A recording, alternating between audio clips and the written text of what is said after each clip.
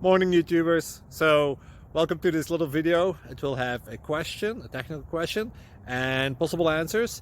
So go ahead, like and subscribe, and hopefully this video will help you out technically. God bless.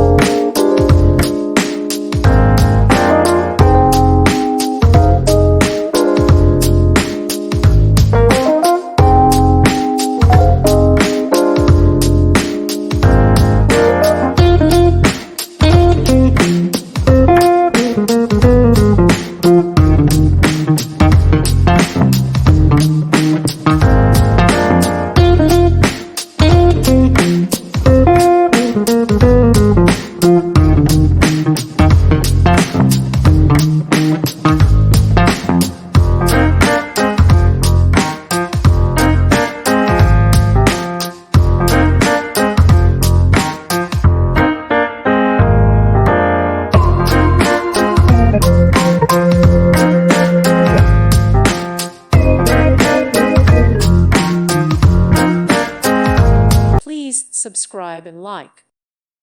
Thank you for watching. God bless.